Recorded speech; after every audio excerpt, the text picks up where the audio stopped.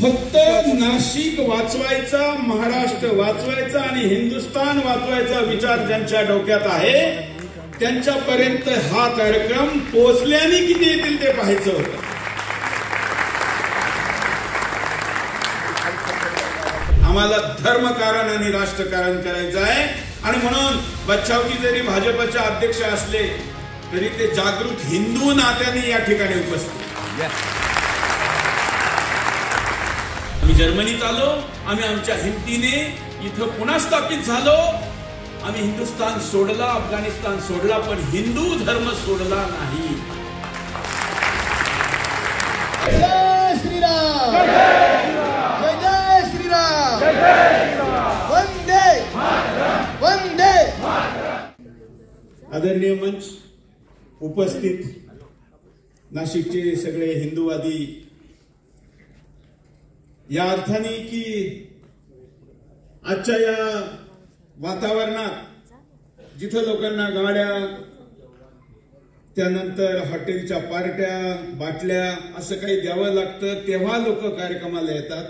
अशा वेळी स्वतःच्या खर्चानी, स्वतःच्या गाडीनी, स्वतःचा वेळ देऊन या ठिकाणी बसलेले हे सच्चे हिंदू आहेत.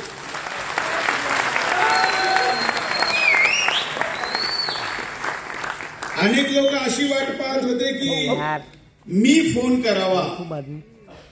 खरं म्हणजे मी या सभेला या असा कोणालाही व्यक्तिगत फोन केला नाही, कारण मला कोणत्याही प्रभावाशिवाय फक्त नाशिक वाचवायचा, महाराष्ट्र वाचवायचा आणि हिंदुस्थान वाचवायचा विचार ज्यांच्या डोक्यात आहे त्यांच्यापर्यंत हा कार्यक्रम पोहोचल्याने किती येतील ते पाहायचं होतं.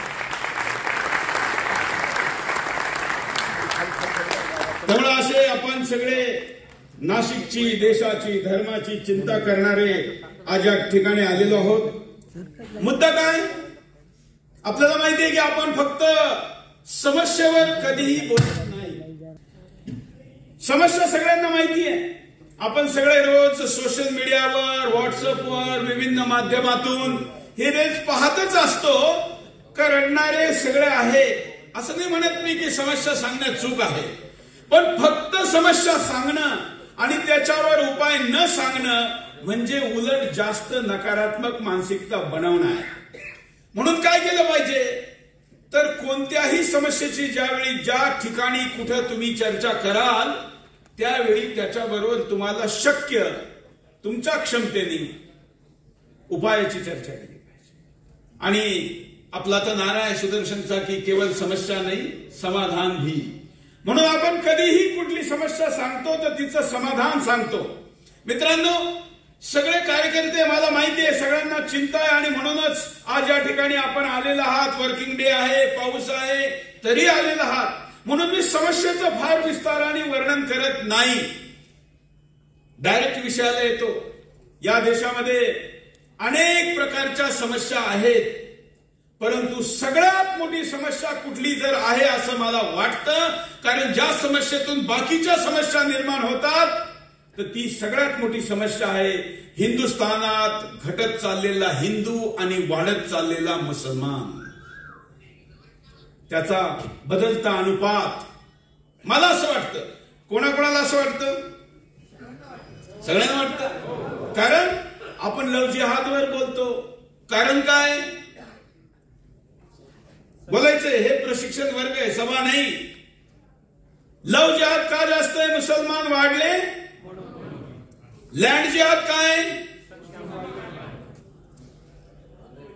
हा वक्फ बोर्ड एवढा सशक्त आहे का? तुम्ही कोणत्याही समस्येचं नाव घ्या, या सगळ्या समस्येच्या पाठीमागं जनसंख्या आहे. राजकीय नेते कशाने प्रभावित होतात? जनसंख्येने. आणि म्हणून मुसलमानांची वाढती जनसंख्या हा राजकीय लोकांना, ज्यांना करायची इच्छा आहे त्यांना अडचण, आणि ज्यांना लालच लाल टपकते त्यांच्यासाठी ही अपॉर्च्युनिटी आहे. त्यांना वाटतं का रे इतकी संख्या आहे, कसं त्यांच्या विरुद्ध जायचं? पण तुम्हाला आणि आम्हाला राजकारण करायचंय का? आम्हाला धर्मकारण आणि राष्ट्रकारण करायचं आहे. आणि म्हणून बच्चावजी जरी भाजपचे अध्यक्ष असले तरी ते जागृत हिंदू नात्याने या ठिकाणी उपस्थित.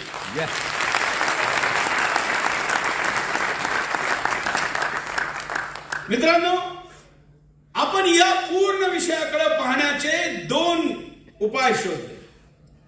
पहिलं आपण काय मान्य केलं का या देशाची सगळ्यात मोठी समस्या काय बोलायचं. हा, आता उपाय काय? 2 उपाय. एक उपाय आहे हिंदूंची जनसंख्या वाढवणे. होते का? शंकराचार्यांनी अपील केली, सगळ्यांनी अपील केली, झालं का? आता तर असं दिसतं का अगदी कुणीही अपील केली तरीही करण्याची संभावना नाही.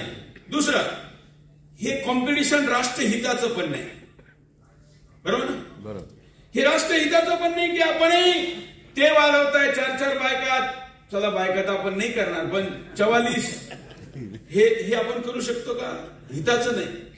पण मग दुसरा उपाय काय? दुसरा उपाय त्यांची संख्या घटवणे.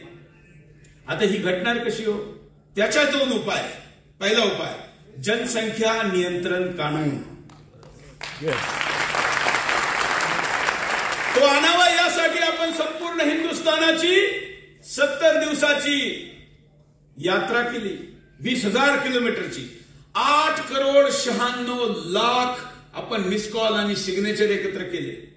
हे हिंदुस्थानच्या इतिहासात आजपर्यंत कधीही कुठल्याही आंदोलनात झालेलं नाही. फक्त तेवढ्या 70 दिवसात. आता तो आकडा 10 कोटीच्या पुढे गेला. पण जे काही कारण असेल, आम्हाला सरकारच्या नियतवर काही डाऊट नाही, परंतु कायदा आला नाही. मग आता तो येईल तरीही त्याचा परिणाम ताबडतोब होणार नाही. त्याच्यासाठी टाइम लागतो. आणि आजकाल तर मोदी जे करतील त्याच्या उलट करण्याचं यांचा चलन आहे. कदाचित मोदीजी असं म्हणले की जास्त मुसलमानांनी जास्त पोरं पैदा केले पाहिजे, तर कदाचित असर होऊ शकतो का ते म्हणतील नाही आता कमी केले पाहिजे. कमी करा म्हणल्यानंतर ते काय करतील? त्यामुळे याच्यावर विचार करायला पाहिजे. मला अमित भाई उद्या नाशिकमध्ये येऊच राहिले, त्यांना जरा सुचवा. चला मजाकातला सोडा. पण जनसंख्या कायदा इमिजिएट मोठा परिणाम लगेच करणार नाही, आला पाहिजे यात काही डाऊट नाही. पण तो आता कशा स्वरूपात आला पाहिजे? आधी नारा होता हम दो हमारे दो. 52 साली नारा दिला गेला, कायदा नव्हता. पण आपल्या सगळ्यांनी तो कायद्यासारखं पालन केलं. जसं वेद वाक्य आहे आणि आपण सगळ्यांनी एकदम ती संख्या घटवली. मलाही 8 मावश्या आणि 5 मामा. पण आता पुढच्या पिढीत ते आपोआप घटत गेलं. परंतु तिकडे त्याचा परिणाम झाला का? नाही. तिकडे आजही ते चालू आहे. जणू हा नारा फक्त हिंदूंना भ्रमित करण्यासाठी ठरवून आणलेला होता, असंच आता मागं पाहिल्यानंतर दिसतंय.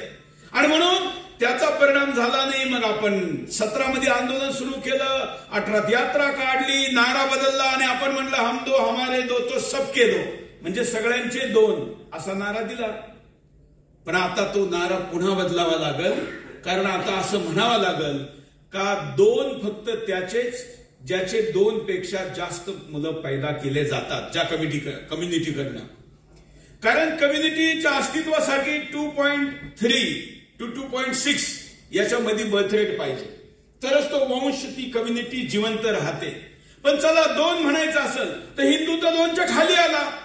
त्यामुळे आता काही हिंदू 1 करता, काही 3 करता, म्हणून थोडासा बॅलन्स आहे. 1.1 ते 1. शहरामध्ये 1.1, ग्रामीण भागात 1.9 यात आपण आहोत. जर आपण आता हिंदूंनाही 2च करा, मुसलमानांनाही 2च करा असं म्हणू तर हिंदूंचा रेशो 1.1 वर येते. बरोबर. म्हणून आता आपण अशी मागणी करतो का कायदा आला पाहिजे तो त्यांच्यासाठी ज्या कम्युनिटीचा बर्थ फर्टिलिटी रेट हा 2 पेक्षा जास्त आहे. त्यात सुधारणा होईल, ते नंतर पाहू. परंतु आता, कारण तो ज्यावेळी कायद्याच्या स्वरूपात विचार करायला येईल, जसं आता वक्फ बोर्डाचा आला त्यावेळी आपण त्याची सुधारणा सांगू. पण आता इमिजिएट केल्या जाऊ शकतं असा एक अजून उपाय आहे. महाराष्ट्रामध्ये, भारतामध्ये एकूण मुसलमानांची संख्या याचा 25% हिस्सा हा घुसबैठ्यांचा आहे, घुसखोरांचा आहे. किती टक्के? 25. अंदाजे मुसलमान किती? हे मी तुम्हाला यासाठी विचारून सांगतो, भाषणाच्या स्वरूपात यासाठी मी सांगू राहिलो का तुम्हाला सगळ्यांना जाऊन हे सांगायचं आहे. याचा उपप्रश्न विचारला जाईल, पत्रकार या ठिकाणी असतील, या व्हिडिओवर लोक प्रश्न विचारतील, तर तुम्हाला माहित पाहिजे 2011ची जनगणना 14.5% असं म्हणलं जातं. ज्या जनगणनेवर डाऊट होता की त्यात मुसलमानांनी आपले खरे आकडे सांगितले नाही, म्हणून त्याची 2013-14 ते सार्वजनिक व्हायला पाहिजे होतं, ते सरकारने केलं नाही. त्याला म्हणत्या रिगिंग करणं. म्हणजे जनसंख्येची जी गणना झाली त्याला रिग केलं गेलं होतं, कारण मतदार यादीमध्ये ज्यांचे नावं होते त्यांनी सुद्धा जनगणनेत ते नावं सांगितलेले नव्हते. असं असून सुद्धा मुसलमान किती होता? 14.5 अधिकृत. स्वाभाविक त्यांच्यामध्ये जी ग्रोथ आहे ती 2021 साली जर जनगणना झाली असती तर ती किती असती? 18.5. आता किती आहे? 24. म्हणजे किती धरायची? नाही, 20 धरा. आता 20 आणि देशाची जनगणना किती? 150. 150चे 20 किती झाले? 30 कोटी. आणि घुसबैठी. त्यामुळे या सगळ्यांच्या संख्येत भारताची आत्ताची घुसबैठी यांची संख्या किती तुम्हाला माहिती आहे? आजकाल एआयचा जमाना आहे, म्हणून पत्रकार मित्रांना मी सांगू इच्छितो, एआयचा आर्टिफिशियल इंटेलिजन्सचा उपयोग करून ChatGPT वर इनपुट टाकलं की भारत सरकारने 1992 मध्ये पार्लमेंटमध्ये म्हणलं होतं की 2 कोटी घुसबैठी भारतात आहे. किती साली म्हटलं? 92. 2001 मध्ये दिल्ली हायकोर्टामध्ये त्यावेळच्या सरकारने सांगितलं का आता ही संख्या डबल झाली असावी. अनुमान. मी ChatGPTला हा आकडा दिला, 92चा आकडा दिला आणि त्यांचा जन्मदर या प्रपोर्शन मध्ये आता ही संख्या किती असल असं विचारलं तर त्यावेळी आलेल्या 92च्या आकड्यानुसार, मी सरकारी आकडा सांगतो जो खरा नाही, वास्तविकता त्यापेक्षा जास्त आलेली आहे, पण त्या आकड्याला जरी तुम्ही टाकलं तर त्यांना होणारे पिढ्यानं पिढ्याचे मुलं या आकड्याने 8.5 कोटीच्या आसपास तो आकडा जातो जो 92चा आहे. त्याच्यानंतरचा आकडा तुम्ही 1.5 कोटी तर मानाल का नाही? मी अगदी राऊंड फिगर 10 कोटी म्हणतो. म्हणजे 150 करोडच्या हिंदुस्थानामध्ये घुसखोरांची संख्या किती? 10 कोटी. अहो, एखाद्या झाडावर छोटस बांडगुळ जरी लटकलं तर ते झाड काय होतं? कमजोर होतं ना. या हिंदुस्थानच्या वटवृक्षावर 10 करोडचं बांडगुळ लटकलेलं आहे. हे झाड जगल का? म्हणून आता हा चिंतेचा विषय आहे आणि अनुपात दुरुस्त करण्यासाठी 25%चा तुरंत इफेक्ट जर होऊ शकतो तर तो होऊ शकतो फक्त विदेशी घुसबैठीये बाहेर काढले त्यांनी. तो कसा होऊ शकतो? तर त्याच्यासाठी बाबासाहेब आंबेडकरांनी लिहिलेल्या संविधानमध्ये, त्यावेळच्या संविधान समितीच्या विशेषज्ञांमध्ये एकूण जगाच्या पाठीवर अशी रचना आहे, त्याला म्हणतात national register for citizen, NRC. माग ज्यावेळी CAA कायदा आला त्यावेळी एक NRC येणार असं खूप चर्चा झाली होती. त्यावेळी काही लोकांनी ऐकलं असं, पण ती आली का? नाही. CAA तर आला, तो होता आसपासच्या शेजारी देशातील हिंदू जो प्रताडित असेल तो इथे येण्यासाठी, पण घुसबैठी बाहेर काढण्याचा तो विषय त्यावेळी थांबला. ट्रम्प आला, दिल्लीमध्ये दंगे केले गेले आणि त्यानंतर सरकार बॅकफूटवर गेलं, जे काही असेल. पण या संख्येला जर ताबडतोब कमी करण्याचा कुठला मार्ग असेल आणि तोही 25%, तर तो आहे NRC. तुम्हाला माहिती ह्या 10 कोटीमध्ये कुठले कुठले लोक आहेत? सगळ्यात जास्त 1 नंबरला आहे बांगलादेश, 2 नंबरला आहे पाकिस्तानी, 3 नंबरला आहे अफगाणी. आता अफगाणमधून ज्यावेळी शेवटचा हिंदू शीख आपल्या डोक्यावर गुरु ग्रंथ साहेब घेऊन आला, आठवतं ना? तो खासदार होता त्या देशातला. त्याची त्या ठिकाणी 2000 करोड पेक्षा जास्त इन्व्हेस्टमेंट होती, हॉटेल होते, खूप काही होतं. तो शेवटचा हिंदू होता, तो डोक्यावर घेऊन आला. विचार करा, त्यावेळी अनेक मुसलमानांना भारत सरकारने आणलं. न्यूज ऐकले असतील तुम्ही. का? कारण हे आम्हाला भारत मिशनला तिथं मदत करत होते. ठीक आहे, त्यावेळी त्यांनी केली असेल प्रोफेशनल म्हणून. अमेरिकाने पण काही लोक नेले. असे त्या त्यावेळी अफगाणिस्तानातून भारतात आलेल्या लोकांची संख्या 3ऱ्या नंबरवर आहे. तुम्हाला माहितीये नागपूर देशाची उपराजधानी, त्या ठिकाणी अफगाणी लोकांची वस्ती आहे. नागपूरमध्ये. अफगाणिस्तान कुठं? उत्तरेला. नागपूर हिंदुस्थानच्या मध्यभागी. तिथं अफगाणपुरा या नावाने बकायदा हजारो लोकांची मोठी वस्ती. दिल्लीमध्ये, दक्षिण दिल्लीमध्ये अफगाणिस्तान निर्वासितांची वस्ती आहे. हे 100% मुसलमान आहे. ज्यावेळी अफगाणिस्तानमधून हिंदूंना पळवलं जात होतं त्यावेळी भारत सरकारमध्ये गठबंधनचं सरकार चालू होतं. गुजराल, देवीगौडा हे सरकारांचा त्यावेळी पिरियड होता.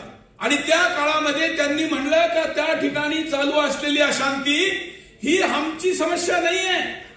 ही समस्या कोणाची म्हटले ते अफगाणिस्तानची आहे. लॉ अँड ऑर्डरची समस्या आहे. आणि म्हणून भारत सरकारने मदत केली नाही. अफगाणिस्तानातले जे हिंदू होते ते कन्वर्ट झाले, मेले, मारले गेले, किंवा त्यांनी ज्यांच्याकडे पैसे होते ते युरोपच्या देशामध्ये गेले. मध्ये मी जर्मनीत गेलो तर जात असताना माझी कार्यक्रम पत्रिका पाहिली, त्यात एक ठिकाणी लिहिलेलं होतं अफगाणी मंदिर, अफगाणी हिंदू मंदिर. मंदिरात गेल्यानंतर मी म्हटलं की अरे भाऊ, तुम्ही हिंदू न लिहिता अफगाणी हिंदू का लिहिलं? त्यांनी सांगितलं कारण हिंदुस्थानच्या हिंदूंना माहीत झालं पाहिजे का ज्यावेळी आम्हाला प्रताडित केलं जात होतं, मारलं जात होतं, बलात्कार केलं जात होतं, कन्वर्ट केलं जात होतं, त्यावेळी हिंदुस्थाननी अफगाणिस्तानच्या हिंदूंना घेतलं नाही. आम्ही जर्मनीत आलो, आम्ही आमच्या हिमतीने इथं पुन्हा स्थापित झालो. आम्ही हिंदुस्थान सोडला, अफगाणिस्तान सोडला, पण हिंदू धर्म सोडला नाही. आज आपण त्यांच्या या पराक्रमाला टाळ्या जरी वाजवत असलो तरी त्या काळच्या सरकारने त्यांना इथं येऊ दिलं नाही. हे त्यांनी स्थापित करण्यासाठी मंदिरावर काय नाव दिलं? अफगाणी हिंदू मंदिर. रोहिंग्या आले. रोहिंग्या तर इतक्या मोठ्या प्रमाणात आले. सगळ्यात जास्त गतीने जर कोणाची घुसपैठ झाली असेल तर रोहिंग्याची आहे. म्यानमार मधून त्यांना पळवण्यात आलं. ही सगळी जनसंख्या आपल्याकडे जी आहे ही अनधिकृत आहे. आता थोड्या वेळासाठी आपण असं म्हणू का चला पाकिस्तान, आपण असं नेहमी म्हणतो की धर्माच्या आधारावर पाकिस्तान दिला. बाबासाहेबांनी म्हणलं होतं का शेवटचा मुसलमान तिकडे गेला पाहिजे, शेवटचा हिंदू इकडे आला पाहिजे. पण आता इमिजिएट या समस्येचं समाधान जर करायचं असेल आणि या जनसंख्या अनुपातवर काम करायचं असेल तर मला असं वाटतं का 25% मोठा आकडा आहे. तुम्हाला कोणालाही यापेक्षा दुसरा काही उपाय दिसतो का ज्यातून मुसलमानांची 25% संख्या कमी होऊ शकते? असं दिसतंय का? असं काय असेल तर आपण ते पण करू. पण मला तरी असं दिसतं मोठ्या चिंतनातून, आणि माझं तर हाच विषय तुम्हाला माहितीये. आपली एक्सपर्टी काय आहे? जिहाद मुक्त भारत. काय मुक्त? जिहाद मुक्त भारत. त्यामुळं आपण हे करायचं ठरवलेलं आहे. आणि म्हणून मित्रांनो, आपण मोठ्या प्रमाणामध्ये हिंदुस्थानातून गैरकानूनी घुसपैठियांना बाहेर काढू शकतो. ते आहे एनआरसी. आता एनआरसी आणायची कुणी? सरकारने आणायची. सरकार आणतंय का सध्या? आता नितीश बाबू आणि तो आंध्रवाला काय ना चंद्रा बाबू, हे दोन बाबू आता लगेच एनआरसी आणून देतील असं दिसतंय का? नाही. मग कोण हो? आम्हाला सोडून द्यायचं का आपल्या मुलाबाळांचं भविष्य? दिसतं? सोडून देणार का? नाही. आणि खास करून महाराष्ट्राची भूमी फक्त दिल्लीवर निर्भर नसते. लक्षात घ्या. आज जर या सरकारने कोणत्याही कारणाने पुढचे 5 वर्ष एनआरसी आणि जनसंख्या नियंत्रण कानून नाही आणला तर या देशात पुढच्या 18 वर्षामध्ये हिंदूंना अल्पसंख्याक होण्यापासून कुणीही वाचवू शकत नाही. कुणीही. हे मी नाही सांगत आहे. जगाची जनसंख्येची आकड्यावर काम करणारी संस्था आहे पीयू रिसर्च सेंटर. मी मुद्दाम हे सगळं विस्ताराने यासाठी सांगतो की तुम्हाला कोणी विचारलं तर तुम्हाला त्याचा संदर्भ देता आला पाहिजे. केवळ पॉलिटिकल स्पीच सारखं मी स्पीच देत नाही. आणि या ठिकाणी मोठे मोठे विद्वान लोक पण बसलेले आहेत. त्यामुळं पीयू रिसर्च सेंटर सांगतं का 2048 साली हिंदुस्थानातला हिंदू अल्पसंख्याक झालेला असेल. इथं सगळे बसलेले 48 पाहणार. सगळ्यांची पुढची पिढी, त्याच्यासाठी आपण एवढा परिश्रम करतो. दिवस रात्र मेहनत करतो, स्वतःचे स्वप्न बाजूला ठेवतो आणि पुढच्या पिढीसाठी घर दार कंपन्या सगळं उभं करतो. पण त्या सगळ्यांसाठीच भवितव्य जर ते हिंदू अल्पसंख्याक झाला तर राहील का? इव्हन राजकीय माणसं त्यांचं पॉलिटिक्स कधीपर्यंत जिवंत राहणार आहे? हिंदू आहे तोपर्यंत. आत्ताचं उदाहरण देतो, कारण प्रत्येक गोष्टीला उदाहरण दिल्याशिवाय लोकांना समजत नाही. काँग्रेसचा एक नेता लोकसभेत नेता होता, काँग्रेसचा नेता. ऑपोजिशन लीडर त्यांच्याकडे संख्या नव्हती म्हणून नव्हती, पण तो लीडर काँग्रेसचा होता लोकसभेमधला, अधीर रंजन चौधरी. आठवतो का? अधीर रंजन चौधरीला मुसलमानों का मसीहा म्हणलं जायचं. तुम्ही गुगलला सर्च केलं का मुसलमानों का मसीहा तर नाव काय यायचं? अधीर रंजन चौधरी. 7 वेळा निवडणुका जिंकला एकाच मतदारसंघातून, आणि मुसलमान आणि अधीर रंजन त्यांच्यासाठी वाटल ते करायचा. या निवडणुकीमध्ये तिथं मुसलमानांची संख्या इतकी वाढली, कारण त्यांची संख्या वाढली का ते हिंदू लीडरला ऍक्सेप्ट करीत नाही. तो किती सेक्युलर असो, जोपर्यंत खतना करीत नाही, टोपी घालीत नाही, तोपर्यंत ऍक्सेप्ट होत नाही. आणि याला वाटलं का मी जे करीत आलो यांनीच मला मतं मिळतील. परंतु त्याला कुणी हरवलं तुम्हाला माहितीये? ममता बॅनर्जी गुजरात्यांच्या विरुद्ध बोलते. 2 गुजरातियों ने ये किया वो किया, आणि तिने गुजरातचा कधीही बंगालला न गेलेला एक क्रिकेटर त्या मतदारसंघात जो कधीच गेला नाही तो आणला, युसुफ पठाण. आणि युसुफ पठाण तिथं फक्त 13 दिवस होता. किती? फॉर्म भरण्याच्या दिवसापासून. आणि युसुफ पठाणनी मोठ्या मार्जिननी कोणाला हरवलं? मुसलमानों के. कुठे गेला मुसलमानाचा मसीहा? मी दिसलो का डोळे लाल व्हायचे त्याचे, काही करू शकत नव्हता. पण मला म्हणायचं नाही सुरेश आप गलत करे. अगदी पार्लियामेंटला भेटो, कुठं एयरपोर्टला भेटो, म्हणे नहीं नहीं आप लोगों में हिंदू मुसलमान का भेद करे. देखो मैं हिंदू हूं और मुझे मुसलमान चुनकर देते पिछले 7 बार से. यावेळी अधीर रंजन चौधरी मला दिसले, मी फक्त त्यांना म्हणलं नमस्कार, इस बार आप बोल नहीं रहे कुछ. हे मी त्यांच्या तोंडून तुम्हाला वधून व्हिडिओ दाखवील, कारण हा ऐतिहासिक सबूत आहे. अधीर रंजन सारख्या माणसाला मुसलमानांनी स्वीकारलं नाही. आता काश्मीर, आता ठीक आहे, आता विभाजन, राज्य वेगळं झालं वगैरे वगैरे, पण जुन्या हैदराबाद मधून कुणी हिंदू निवडून येऊ शकतो अशी कल्पना तरी केली जाऊ शकते का? बंगालच्या मालदा मधून कुणी हिंदू निवडून येऊ शकतो, कल्पना होऊ शकते का? नाही. मालेगाव मधून कुणी हिंदू आमदार होऊ शकतो, आहे का अशी कल्पना? नाही. का? आपण असं मानून जातो का आता मुसलमानच तिथला झाला तर त्यांचाच माणूस घेईल. अरे असं जर मालेगाव मध्ये होऊ शकतं, मालदामध्ये होऊ शकतं, काश्मीर मध्ये होऊ शकतं, तर उद्या सगळ्या हिंदुस्थानातच जर मुसलमान झाला तर हिंदू निवडून येईल कसा? इथं 2 मोठे नेते पण बसलेले आपल्या समोर. 3 वेळा नगरसेवक आहे, उद्योगपती आहे शशिकांत जाधवजी. यांचं खरं धन्यवाद केलं पाहिजे का आजच्या राजकीय वातावरणात ते इथे येऊन बसले. कारण आजकाल राजकीय माणसं अशा विषयापासून स्वतःला दूर ठेवतात. परंतु त्यांना माहितीये इंजिनियर आहे, त्यामुळे गणित काय सांगतं त्यांना माहितीये. तसंच आमचे पेशकारजी बी आलेले, आमचे मित्र पण आहे, ते पण भाजपचे नेते, कंपनी चालवतात, उद्योगपत्यांचे असोसिएशन चालवतात. त्यांना एक काम सांगायचंय आज, थोड्या वेळ सांगू, कारण कोणाला खाली नाही पाठवणार आहे, प्रत्येकाला काहीतरी काम लावणार आहे. तर मी हे सांगत होतो का जर हिंदू संख्या नाही राहिली तर हिंदू व्यापार नाही राहणार, हिंदू राजकारण नाही राहणार, हिंदू धर्म नाही राहणार, हिंदू संस्कृती नाही राहणार, हिंदूंच्या मुली नाही राहणार, हिंदूंच्या बायका नाही राहणार. लव जिहादचा नवीन आलेला पॅटर्न, हा व्हायरस जो आहे याचा व्हेरियंट बदलत राहतं. पूर्वी फक्त अविवाहित मुलींच्या वर लव जिहाद व्हायचा. आता होत असलेल्या एकूण लव जिहाद मध्ये 35% 35% लव जिहाद हा विवाहित महिलांबरोबर चाललेला आहे. किती? 35%. कारण आमच्याकडे तर रोज आकडे, तुम्हाला माहितीये सुदर्शन मध्ये या विषयासाठी जगामध्ये जिहाद न्यूज चालवणारा चॅनल फक्त सुदर्शन.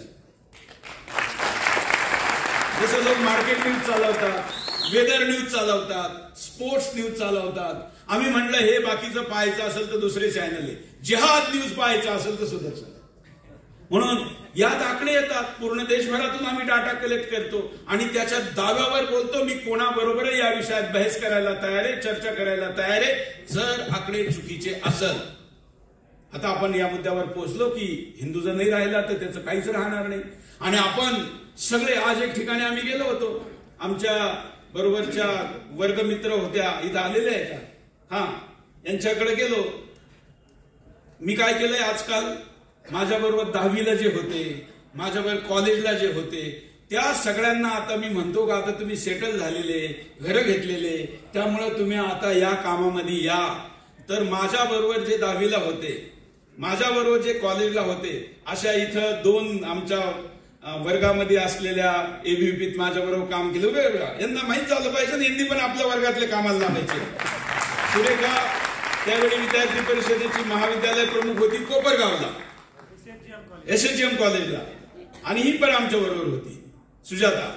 त्यांचा परिवार आलाय, मुलगी पण आणली आहे, तिला इंडियात जायचंय, आज ती जिथं आली आहे. एक आम्ही आज राहुल त्यांच्या घरी गेलो होतो, ते आले का, ज्यांची ते जेवायला गेलो होतो, त्यांच्या मुलाला विचारलं, म्हणलं तुला काय व्हायचं रे बाबा, तो म्हणला आर्किटेक्ट व्हायचं. म्हणलं का, म्हणे खूप बिझनेस आहे. म्हणलं आर्किटेक्ट व्हायचं तर फक्त या भवनाचा बिल्डिंगचा का होतो, देशाचा आर्किटेक्ट हो.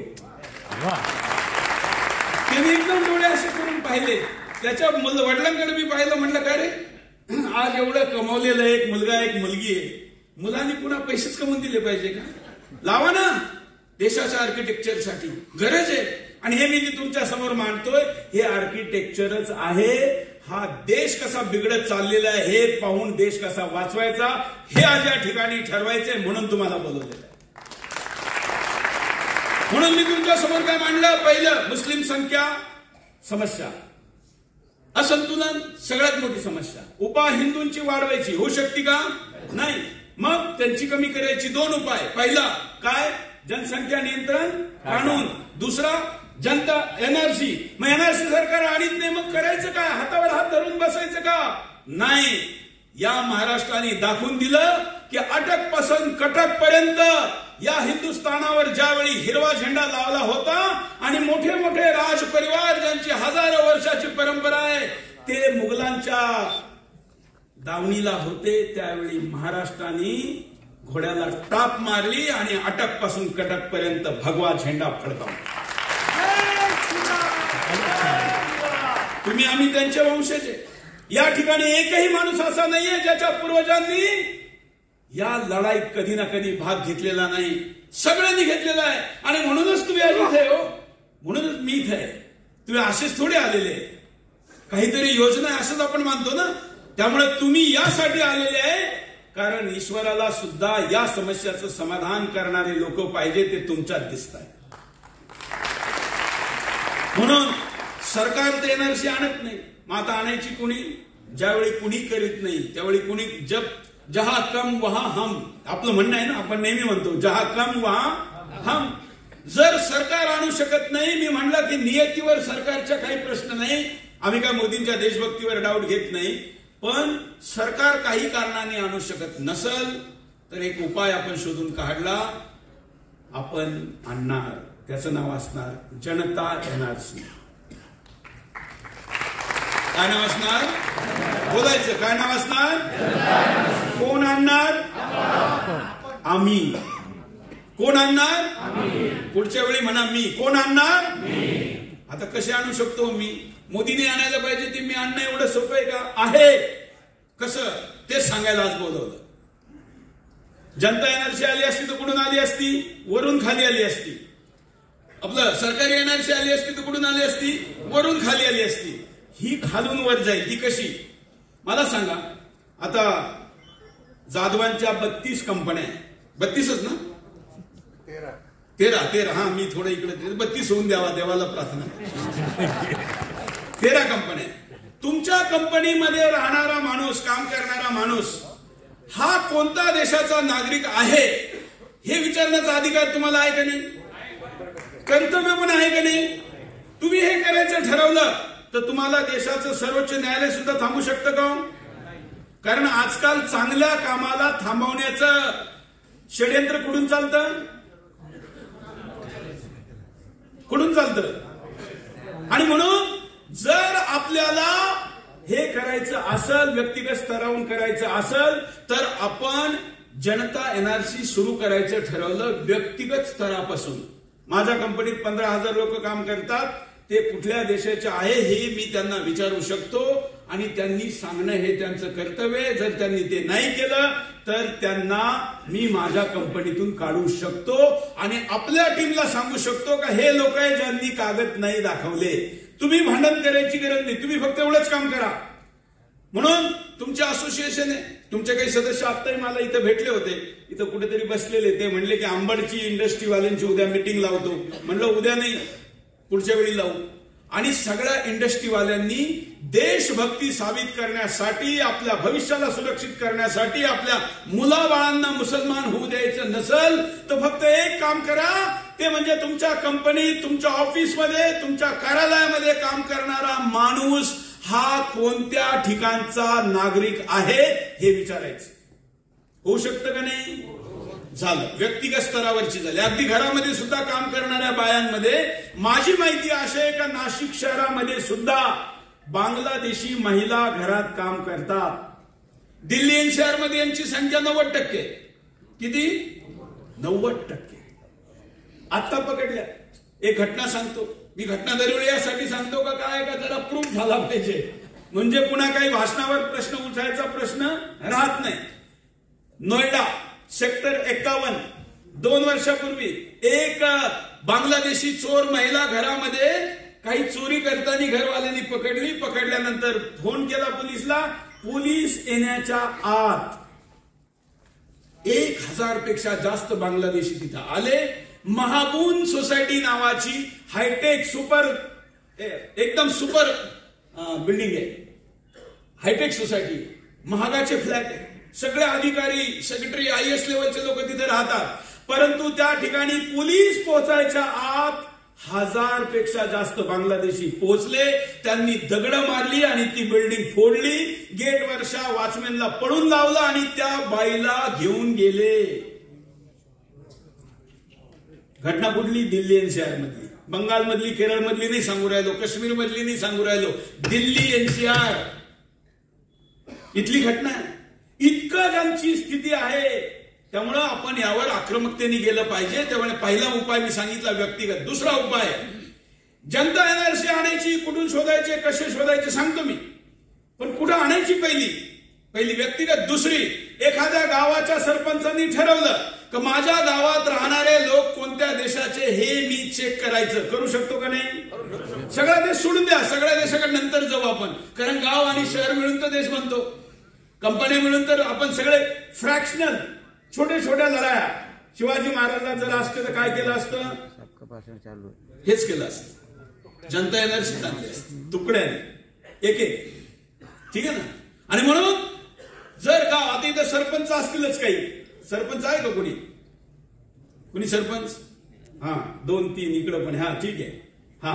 तर सरपंचांनी आणायचं ठरवलं आणि त्यांनी म्हणलं आमच्या गावात राहणाऱ्या लोकांना आम्ही अपील करतो, एक ग्रामसभा घ्यायची आणि त्या ग्रामसभेत त्यांनी म्हणायचं का जनता एनआरसी नवरात्रात आणू, आपण डेट डिक्लेअर करू लवकरच, या आंदोलनात आम्ही सहभागी होत आहोत. आणि 2 प्रस्ताव त्यांनी मांडायचे. पहिला, आमच्या गावात राहणारे विदेशी नागरिक असतील त्यांनी 8 दिवसामध्ये आमचं गाव सोडावं. पहिली. दुसरी, का या गावात यापुढे कुणीही येणार असेल, ते घर घेणार असेल, जमीन घेणार असेल, विकत घेणार असेल, भाड्याने घेणार असेल तर ग्रामपंचायतीच्या परमिशन शिवाय घेऊ शकत. त्यामुळे नवीन येण्याचाही प्रतिबंध होईल, आहे त्यांनाही बाहेर काढण्याची व्यवस्था होईल. मला असं वाटतं का महाराष्ट्रातल्या 70% ठिकाणी हे आपोआप होईल. कारण आपली तेवढी ताकद अजून शिल्लक आहे. म्हणूनच महाराष्ट्र आधी करायचा आणि देशाला दाखवायचा असं आपण ठरवलंय. पण तुम्हाला माहितीये, जसं मी आंदोलन हे चालू केलं, कारण टीव्हीवर तर हिंदीतच बोलावं लागतं, त्याचा परिणाम असा झाला का छत्तीसगड सरकारने आपल्या सगळ्या कलेक्टरला पत्र पाठवली का तुमच्या जिल्ह्यामध्ये जेवढे विदेशी नागरिक शोधा. आंदोलन पुढे चालू आहे, चालू नाही झालं, प्रिपरेशन चालू आहे. तुम्हाला जरी वाटत असलं का इथं तुम्ही काही थोडेफार कमी पडलेले आहात, पण तुमचा आणि या सुदर्शनचा आवाज इतका मजबूत आहे का फक्त छत्तीसगड नाही, आसामनी सुद्धा सांगितलं का आम्ही सगळ्या कलेक्टरला सांगतो की विदेशी नागरिक शोधा. उत्तराखंडनी सांगितलं, 3 राज्य झाली, अजून तर मी कोणत्याही मुख्यमंत्र्याला व्यक्तिगत स्तरावर फोन नाही केला, म्हणलो नाही, कारण मला आधी महाराष्ट्रात करून दाखवायचंय. आता अन्य राज्य पण करतील, अजून महाराष्ट्राने हे घोषित केलं नाही, कारण आपल्याकडे काय चालू आहे तुम्हाला सगळ्यांना माहिती. आता त्याच्यावर मी जास्त बोलत नाही, तो आपला विषय नाही, पण महाराष्ट्र आपला विषय आहे का नाही? राजकारण आपला विषय नसला तरी महाराष्ट्र आपला विषय आहे का नाही? धर्म आपला विषय आहे का नाही? संस्कृती आपला विषय आहे का नाही? आमचा परिवार आपला विषय आहे का नाही? त्यामुळे त्यासाठी आपण महाराष्ट्रातून हे करायचं ठरवलं मित्रांनो. म्हणून गावातून जी सुरू होईल, शहरात कसं होईल? शहरामध्ये होईल, शहरातून जी एनआरसी होईल ती वार्डातून होईल. जसं आज हे त्यांच्या वार्डाचा मला पूर्ण हिशोब सांगत होते. 3 वेळा होते ना तुम्ही नगरसेवक, 3 वेळा नगरसेवक होते. हे पहिल्यांदा नगरसेवक झाले त्यावेळी एकही मुसलमान यांच्या वार्डात नव्हता, आणि आता किती आहे? 1000 घरं. म्हणजे आता त्या घरात किती धरायचे? 10-12 का किती? 15?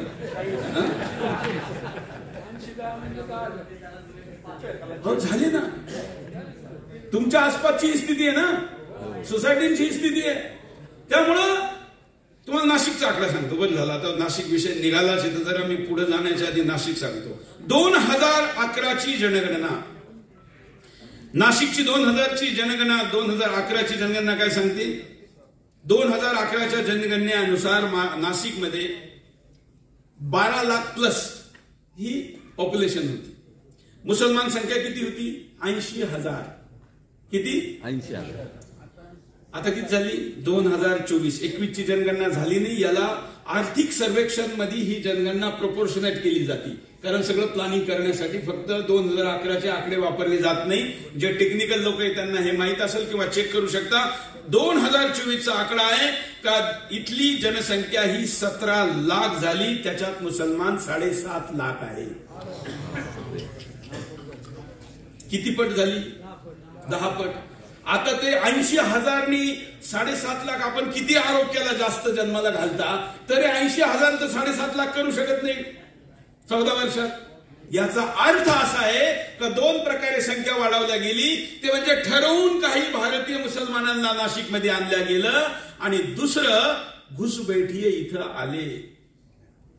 आता आमच्याकडं एक्झॅक्ट आकडा नाहीये, पण आम्ही जे काय आतापर्यंतच्या आकड्यापर्यंत पोहोचलो ते 1,80,00,000 ते 1 कोटी जे महाराष्ट्रामध्ये घुसबैठ्यांची संख्या आहे, त्यापैकी नाशिक शहरात 1 लाख आणि जिल्ह्यामध्ये 2.25 लाख, म्हणजे किती एकूण? 2.25 लाख घुसबैठीये नाशिक जिल्ह्यात आहे. चिंतेची बाब आहे का नाही? इतकी मोठी चिंतेची बाब आहे. नाशिक शहराच्या आकडे अनुसार, जनगणनेनुसार गेल्या 10 वर्षात बाजारांची स्थिती पण काय, कोणते कोणते व्यवसाय आपल्याकडे गेले, पुन्हा विषय येईल. पण मी तुला शहर एरिया सांगतो. इंदिरानगर काय होती? इंदिरानगर मधली 30% हिंदू होते, 70% हिंदू होते, 30% मुसलमान होते. इंदिरानगर, वडाळा परिसर. आता स्थिती उलटी झालेली आहे. हिंदूंची संख्या फक्त 14 आहे, अन्य 16 ईसाई वगैरे, आणि मुसलमान 70% झाले. किती वर्षात? या शहरातले आकडे. हे आकडे कुठून येतात? तर कोण सरकारी योजना घेतं त्यातून हा आकडा येतो. जनगणना जरी जनगणना नसली तरी हे फिगर जे आहे ते तिथून मिळतात. संदर्भासाठी यासाठी सांगतो का पुन्हा, कारण तुम्ही ज्यावेळी मार्केटमध्ये उतराल, बोलाल, त्यावेळी तुम्हाला अनेक लोक म्हणतील की आकडे कुठून आले, तर तुम्हाला माहिती पाहिजे. आणि म्हणून नाशिक सारख्या शहराची ही स्थिती आहे. जर असंच चाललं तर नाशिकमध्ये जरा कोणतरी कॅल्क्युलेट काढून सांगा बरं, जर 80,000चे 10 पट 14 वर्षात होऊ शकतात, तर 7.5चे 10 पट व्हायला अजून किती वर्ष लागतील? 14 नाही लागणार, कारण जनसंख्या गणिती पद्धतीने वाढते. 7 वर्ष म्हणजे हे 7.5चे 75 लाख व्हायला 7 वर्ष, 10 वर्ष धरा. हिंदूची होईल का? म्हणजे इतक्या मोठ्या प्रमाणात या शहराचं इस्लामीकरण डोळ्यांनी दिसतंय. नुसती हवा नाहीये, तुफान नाहीये, चक्रवाती तुफान आहे आणि हिंदूंना त्याची जाणीवच नाहीये. सगळे म्हणताय हिंदू एक झाला पाहिजे, हिंदू एक झाला पाहिजे. अरे हिंदू सगळा एक लढायला कधी नव्हता, हे सत्य स्वीकारा. आपल्याकडे हजारो वर्षी व्यवस्था होती का लढणारे वेगळे, सेवा करणारे वेगळे, शिकवणारे वेगळे. हे ठीक आहे का त्यातले अनेक जण लढत होते आवश्यकतेनुसार. आजही देशाच्या आर्मीची संख्या एक असते, टेरिटोरियल आर्मी एक असते आणि ऐनवेळी भरती करून काही लोकांना घेतलं जातं, पण संपूर्ण देश कधी लढत नसतो. काय होत असतं, जो लढणारा असतो त्यांनी सुरुवात करायची असते. पहिल्यांदा जो पाऊल ठेवतो त्यावेळी लोक त्याला इग्नोर करतात. ज्यावेळी तो थोडासा पुढे जातो त्यावेळी त्याचा विरोध होतो आणि ज्यावेळी तो आपल्या लक्ष्याच्या जवळ पोहोचतो त्यावेळी त्याचं स्वागत होतं. म्हणून सगळे खूप असं आरोळी मारीत फिराल तर संपून जाल. पहिलं पाऊल टाका, सुरुवात करा, लोक बरोबर राहतील. सुदर्शन याच अवस्थेतून गेला. ज्यावेळी मी चॅनल सुरू करायचं म्हटलं तर लोक म्हणायचे अहो तुम्ही शिर्डीत राहता. शरद पवारांनी का नाही चालू केला? 2001 ची गोष्ट सांगतो. आमच्या जिल्ह्यात मालपाणी मोठे उद्योगपती त्यांनी का नाही सुरू केला, सारडांनी का नाही केला, नाशिकचे काही नावं ह्या लोकांनी नाही केलं. तुम्ही कसे करणार, कसे पैसे उभे राहणार, कसं होणार? आधी लोक असं म्हणायचे. नंतर मी सुरू केल्यानंतर ते म्हणायचे सुरू झाला हो पण काय अजून परिणाम नाही होत. नंतर म्हणाल चालेल का, पाहू ना, चालू देऊ. आज सुदर्शन 20 वर्ष पूर्ण करून तुमच्या समोर आणि नुसतंच 20 वर्ष पूर्ण नाही केले. जगात कुठेही हिंदू अडचणीत असेल तर सगळ्यात पहिला पोहोचणारा सुदर्शन असतो.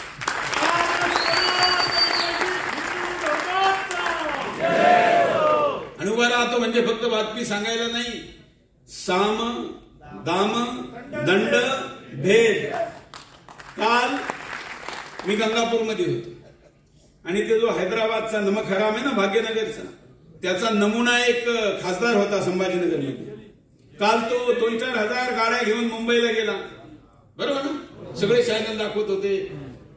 त्यांनी घोषणा केली की मी छत्रपती म्हणजे त्याने औरंगाबाद म्हणलं, छत्रपती संभाजीनगरहून निघाल, गंगापूरला जाईल, वैजापूरला जाईल, येवलाला जाईल, मग तुम्ही नाशिकला गेल्यानंतर चित्र पहा कसं निर्माण होईल.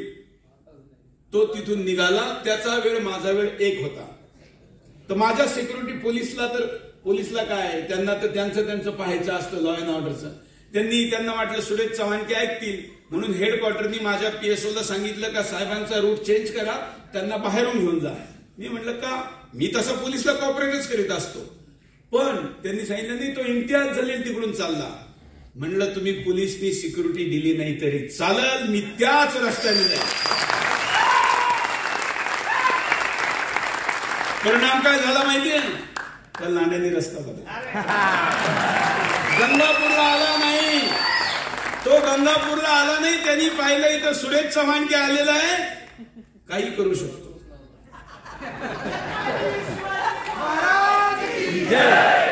आणि फक्त तोच नाही, आता 1.5 वर्षापूर्वी माझ्या ट्विटरवर तुम्ही पहा, मी पुण्याला चाललो होतो. प्रोटोकॉल वाल्यांनी सांगितलं, त्यांना माहित असतं त्या विमानात कोण कोण चाललं, काय काय चाललं, ते त्यांनी मला कळवलं. त्याला माहित होतं आपली किती याराना आहे ओवीसी बरोबर.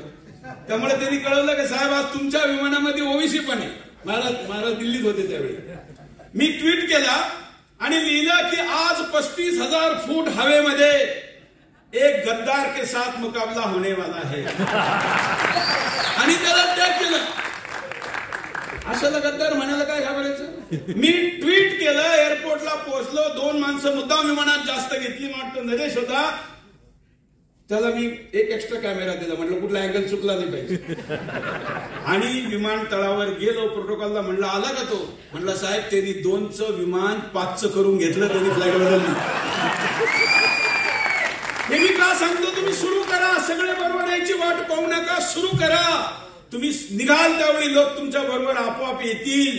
तुम्ही आले नाही खास का? नाही आले, येतील. सुरू करा आपापल्या ठिकाणी, लोक येतील, साथ देतील आणि आपण विजयी होऊ, हा माझा विश्वास.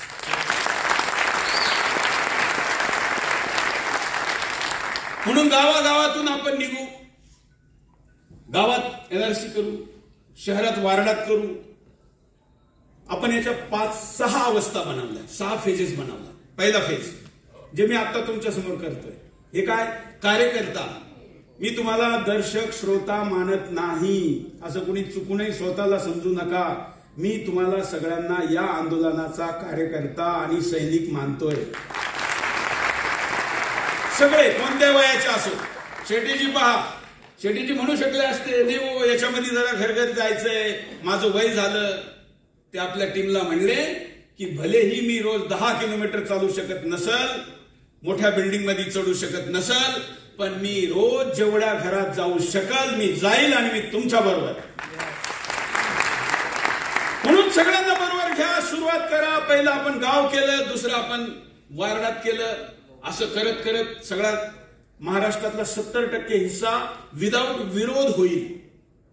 राहिलेल्या 30%मध्ये 15% असा आहे जिथं तुम्ही दबाव टाकून प्रशासनाचा, स्वतःचा, मीडियाचा, कारण तुम्ही गैरकानूनी माणसाला बाहेर काढताय म्हणून तिथेही तुम्ही करून घेऊ शकाल. किती टक्के झाले? 85. 15% हिस्सा असा आहे आज सुनीलजी जिथं पोलीस सुद्धा जाऊ शकत नाही. मी असं पूर्वी म्हणायचो ना, लोक हसायचे. आता सोशल मीडियाचा जमाना आहे त्यामुळे पोलिसांना कुठं कुठं पळवलं जातं, दगड मारलं जातं. पोलिसांना जाण्यासाठी पॅरामिलिटरी घेऊन जावी लागते. परवा आत्ताच उदाहरण देतो, कारण प्रत्येक गोष्टीत उदाहरण दिल्याशिवाय समजत नाही. आता धारावी मधली मस्जिद पाळायला पोलीस गेली होती, आठवती? आता 2-3 दिवस पाडली का? किती पोलीस होती? 4000. किती?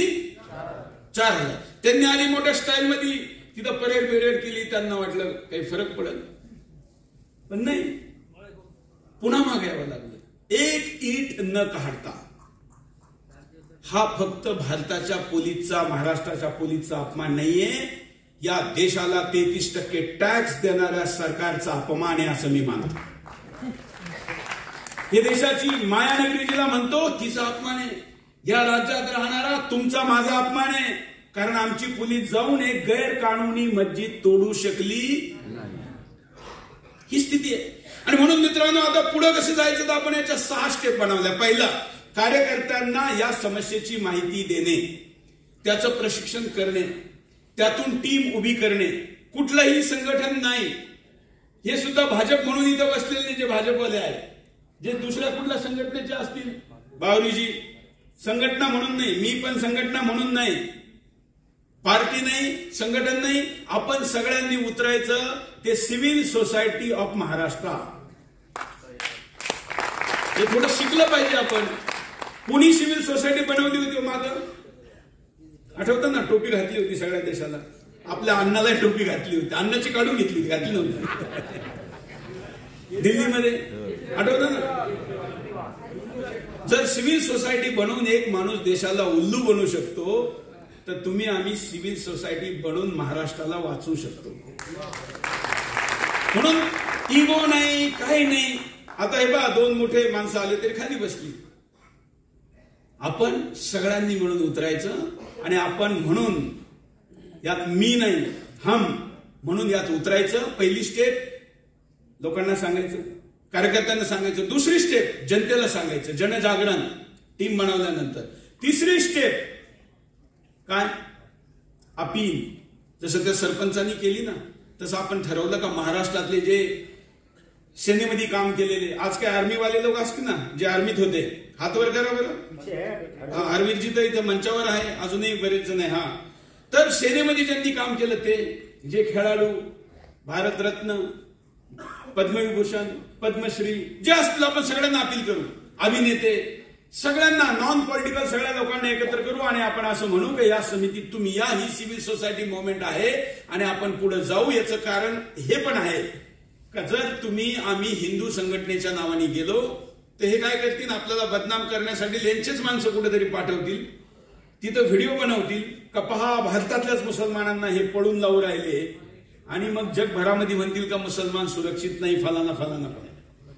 पण आता हे हिंदू म्हणून आंदोलन आहे का? कोण म्हणून आहे? सिव्हिल सोसायटी आहे. या सिव्हिल सोसायटीत मी तर भारतातल्या, महाराष्ट्रातल्या मुसलमानांना सुद्धा आमंत्रित करतोय. असं पहिल्यांदा करू राहिले. याचे 2 कारण. पहिलं कारण, ते मला नेहमी म्हणतात की तू आम्हाला काय देशभक्त मानत नाही. तर मी त्यांना म्हणतो की तुम्ही देशभक्त आहात का नाही हे दाखवून द्यायची ऑपॉर्च्युनिटी. तुम्ही गद्दार आहात, देशभक्त आहात हे दाखवा. कारण आम्ही भारतीय मुसलमानांना पळवा असं म्हणतो काय आंदोलनात? नाही. कोणाला म्हणतोय?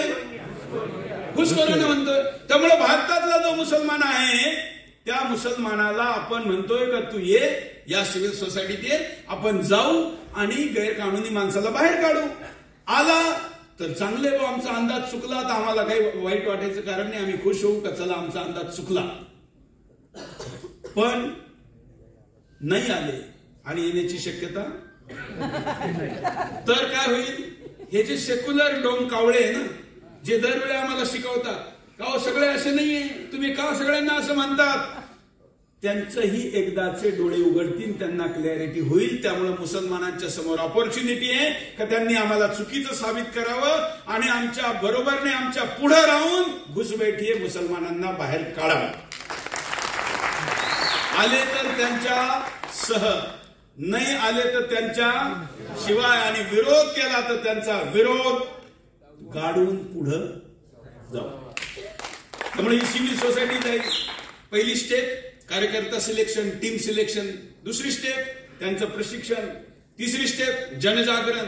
चौथी स्टेप आहे की ही जी सिव्हिल सोसायटी बनेल महाराष्ट्राची, ही ऑक्टोबरच्या पहिल्या आठवड्यामध्ये एक पत्रकार परिषद करील आणि सांगेल की महाराष्ट्रात राहणाऱ्या घुसबैठियांना आम्ही 10 दिवसाचा वेळ देतो का तुम्ही 10 दिवसात महाराष्ट्र स्वतःहून सोडा.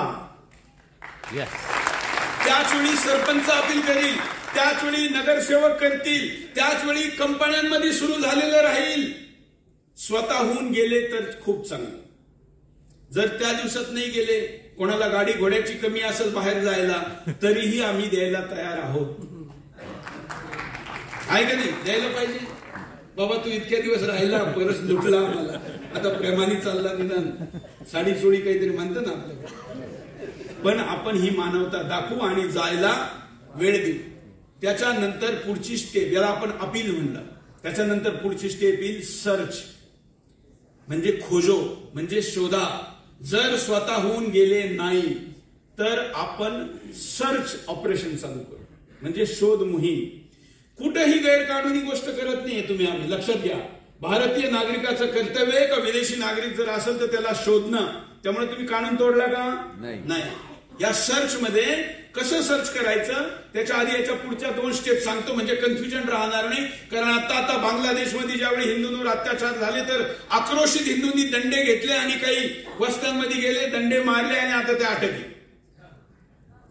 आपण जर असं केलं, कायदा हातात घेऊन हे जर केलं, कायदा तर त्यावेळी हातात घेऊ ज्यावेळी मार्ग नसल, पण आता मला कायद्याचा मार्ग दिसतोय म्हणून कायद्याने जाऊ. पहिली स्टेप टीम बनवली, दुसरी स्टेप प्रशिक्षण केलं, तिसरी स्टेप समाजामध्ये जागरण केलं, चौथी स्टेप अपील केली, तरीही नाही गेले त्यावेळी आपण 5वी स्टेप घेतली सर्च ऑपरेशन. सर्च नंतर पुढचं ऑपरेशन आहे डिटेक्ट, म्हणजे चिंतित करणे, आणि त्याच्यानंतरची स्टेप आहे डिपोर्ट, म्हणजे त्यांना बाहेर काढणे. त्याच्या मध्ये एक स्टेप आहे डिलीट. ज्यावेळी त्यांना तुम्ही सर्च कराल त्यावेळी त्यांचं नॅशनल रजिस्टर मध्ये जर नाव असेल तर ते डिलीट करणं, मतदार यादीत नाव असेल तर ते डिलीट करणं आणि त्यांना डिपोर्ट करणं. डिपोर्ट करणे म्हणजे काय? तुझ्या घरी तू प्रेमानेच म्हणून राहिलो आम्ही. तुम्हाला वाटत का हे काय मी गांधीगिरी वगैरे करतो काय? कारण खूप जण असं म्हणले की सुरेश चव्हाण केला असं बोलताना मी पहिल्यांदा पाहिले. तो तो लात मारो भगा दो साले कहता है आज क्या हो गया है. त्यावेळी मी म्हणलं ही गांधीगिरी नाहीये, ही शिवाजीगिरी आहे.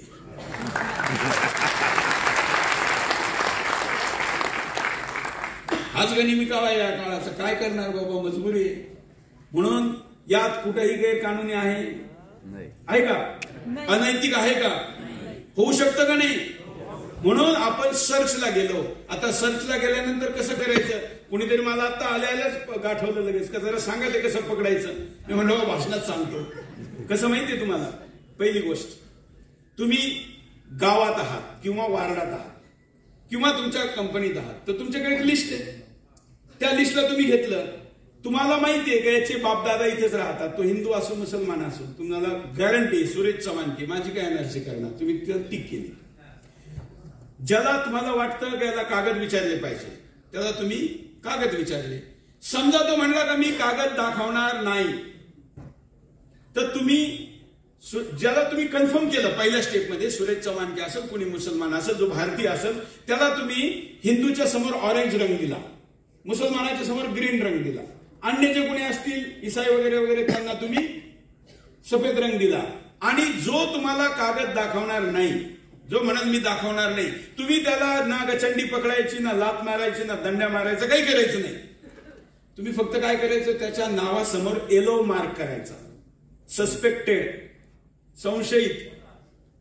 कायदा तुटला का, तुम्ही काही गैरकानूनी काम केलं का, तुम्ही चिन्हित करा. डिपोटला त्याचं काय करायचं आपण ते पाहू. त्याची पुढची अवस्था, समजा तो निघाला बांगलादेशी, स्वीकार करतील. अनेक ठिकाणी तुम्ही पहा बांगलादेशी कॅमेऱ्यावर सांगतो, त्यांना वाटतं काही होत नाही, कधी कधी इनोसंट पण असतात, कधी कधी. मग आता अशा वेळी त्याला रेड कलर करायचा आणि त्याला पहिल्यांदा प्रेमाने जायला सांगायचं. नाही गेला, तुम्ही आपल्या गावातून काढा. तुम्ही हे नका विचार करू की माझ्या इथून निघून महाराष्ट्रात दुसऱ्या ठिकाणी जाईल. तुम्ही फक्त आपल्या इथून काढा, आपल्या कंपनीतून काढा, आपल्या घरातून काढा, आपल्या ऑफिसमधून काढा, आपल्या वार्डातून काढा. तो कुठं जाईल याची लगेच चिंता करायची गरज नाही. हा फोटो घेऊन ठेवायचा, मग तो कुठे दुसरीकडे त्याला आपण शोधू आपोआप. आणि म्हणून आपण या सगळ्या सर्च मध्ये, सर्च पुढचं काय झालं, डिटेक्ट. हे सगळे कलर कोडिंग दिलं म्हणजे काय झालं, डिटेक्ट. आता हे सगळे जे डिटेक्ट झाले, त्या सगळ्या डिटेक्ट केलेल्या लोकांना पुढची स्टेप काय, काय स्टेप आहे पुढची, डिपोर्ट. आता सर्च मध्ये मोठा घोळ आहे. लोक तुम्हाला म्हणतील का सर्च कसं करणार हो, कसं माहित होणार, त्याच्याकडे तर आधार कार्ड आहे. तर तुमच्या माहितीसाठी सांगतो, मागच्या 10 वर्षापासून आपण आधार कार्डच्या विरुद्ध आंदोलन चालवलं. आता तुम्ही नवीन आधार कार्ड काढा, त्याच्यावर लिहून येतं का आधार कार्ड नागरिकतेचा कागद नाही. आता 6 महिन्यापासून.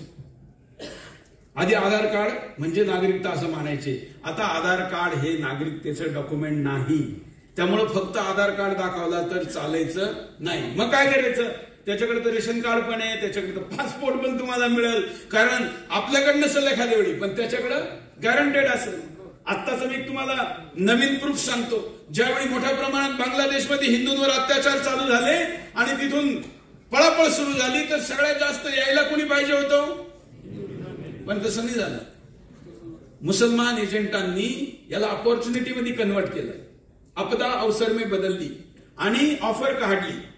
त्यामध्ये रेट कार्ड आलं. त्या रेट कार्ड मध्ये 2 लाख रुपये रेट आहे ज्याला महाराष्ट्रात जायचं, 1.5 लाख रुपये रेट आहे ज्याला गुजरातला जायचं, 1 लाख रुपये रेट आहे ज्याला दिल्ली एनसीआर मध्ये जायचं, आणि 50,000 रुपये रेट आहे ज्याला कोणत्याही राज्यात जायचं. आणि त्या पॅकेज मध्ये अजून आहे सीमा, सुरक्षित सीमा पार करून देणार. सीमा पार करून दिल्यानंतर ज्या राज्यामध्ये जायचं त्या राज्याची भाषा शिकवणार. माझ्याकडे व्हिडिओ आहे.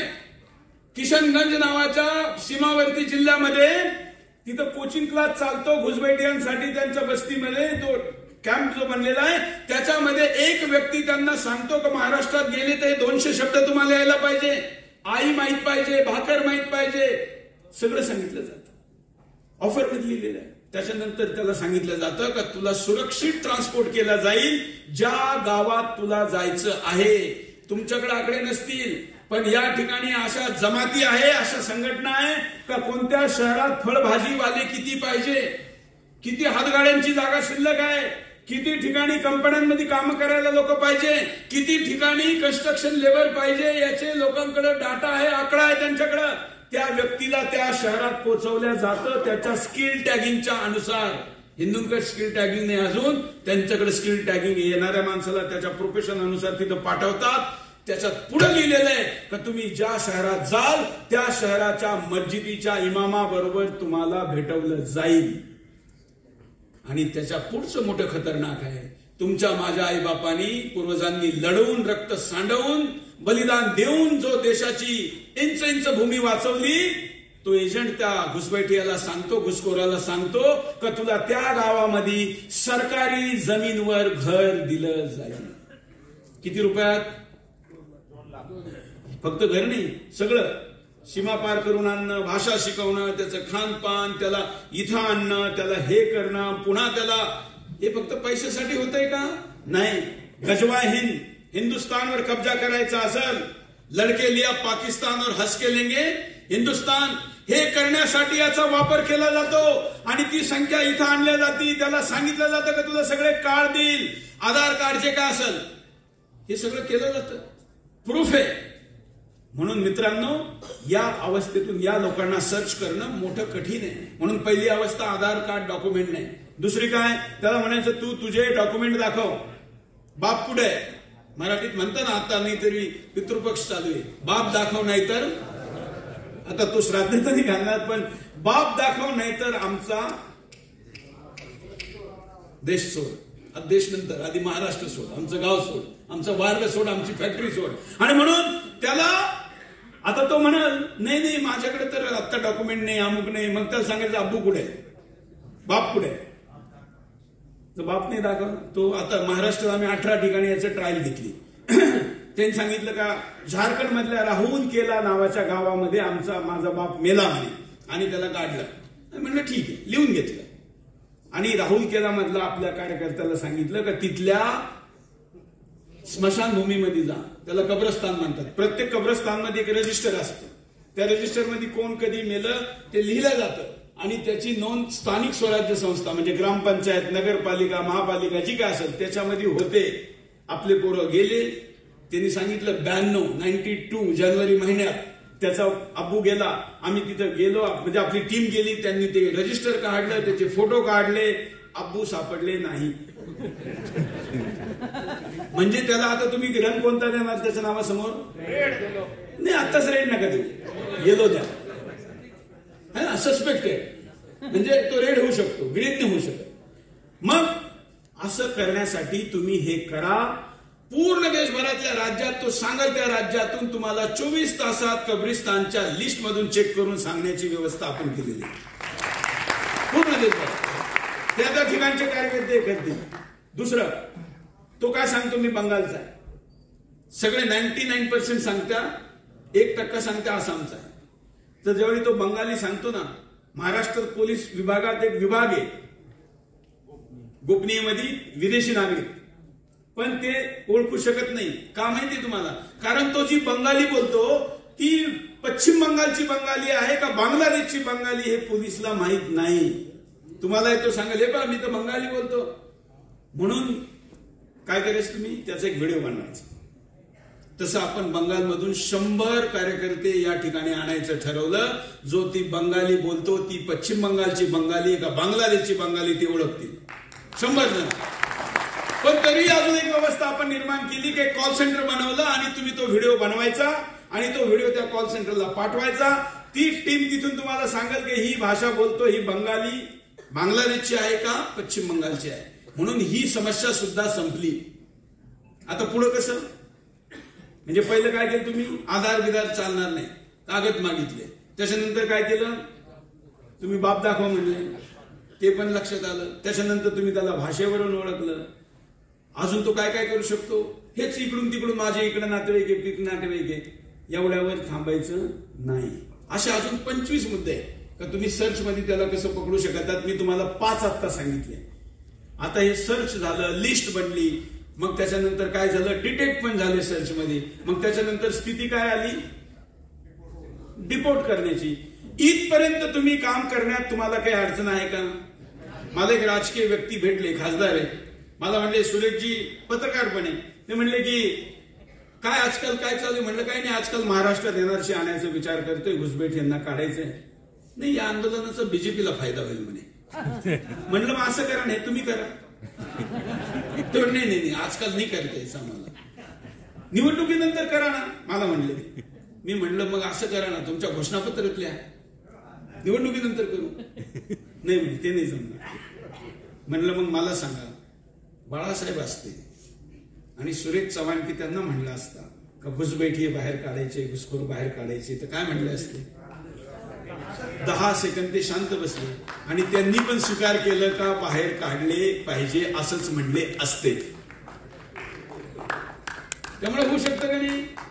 काही लोक प्रत्यक्ष मदत करतील, काही लोक चूप असून मदत करतील कारण त्यांनाही माहितीये का त्यांचाही अधीर रंजन चौधरी होणार आहे. त्यामुळे तुम्ही अधीर रंजन चौधरी नाव विसरायचं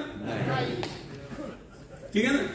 सांगायचं काँग्रेसवाला, एनसीपी, शरद पवारवाला, कोणत्याही पार्टीचा, असं काही नाही. भाजपमध्ये पण असं काही आहे, वाईट वाटायची गरज नाही.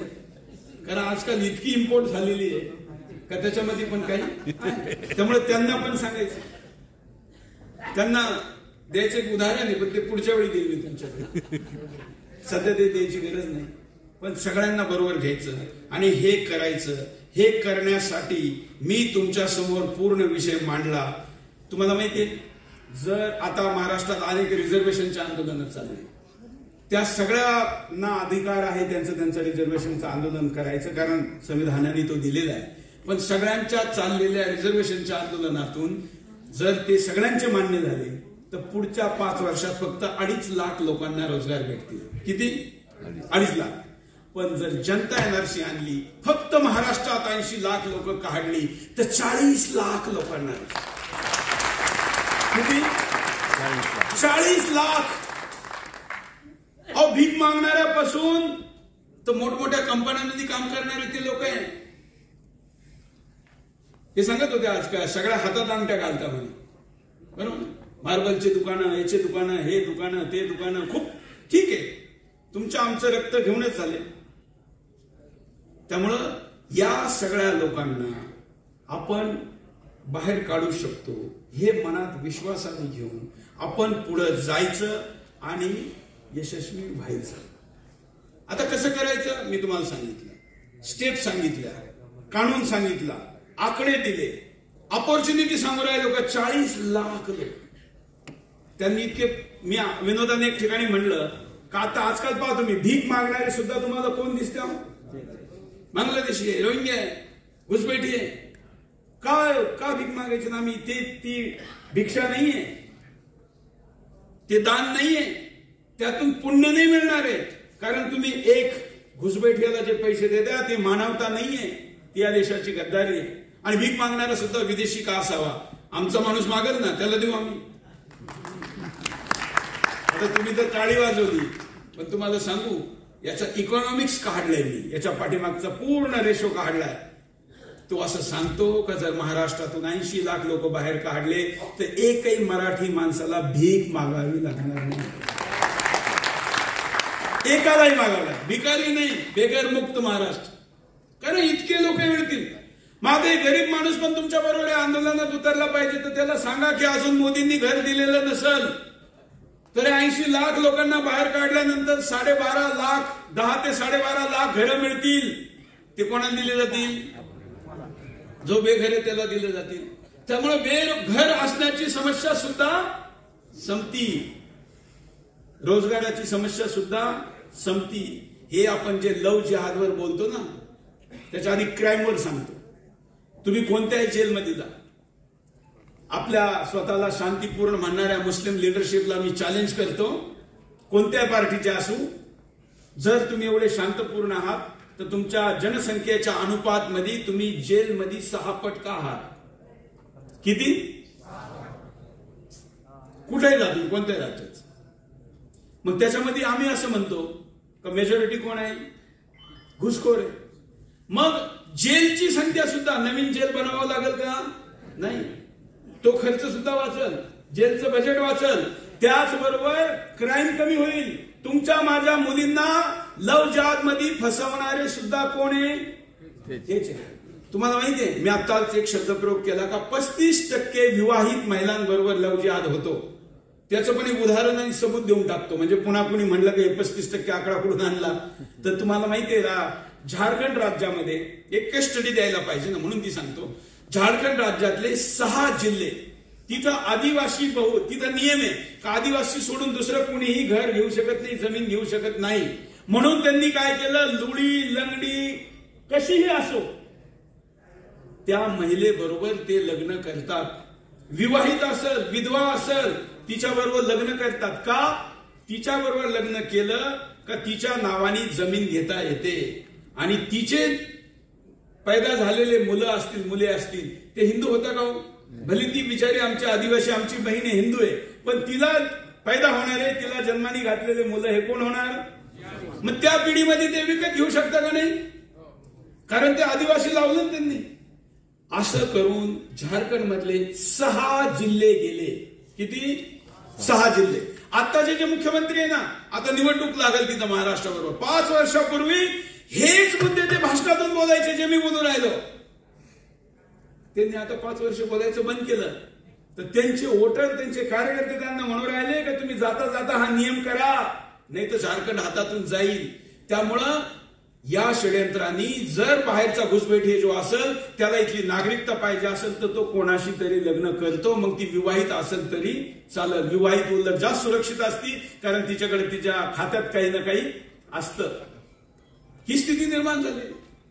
इतकी खतरनाक स्थिती आहे. ती पण राहणार का? हे जर काढले बाहेर तर नाही राहणार. त्यामुळे इतके सगळे फायदे, अजून खूप फायदे माझ्याकडे. मी अशा ऑफर द्यायला माझ्याकडे खूप ऑफर असतात. मध्ये मुस्लिम मुलींना मी 10 ऑफर दिल्या, माहितीये ना? नाही, आज नाही, आज तो विषय नाही. आज तो विषय नाही. आज आपल्याला मुसलमानांना बरोबर घेऊन घुसपैठी यांना बाहेर काढायचं. मागच्या ऑफर कॅन्सल सगळ्या. नवीन ऑफर आली का मागची बंद होत असते. त्याच्यामुळे आताची ऑफर काय आहे?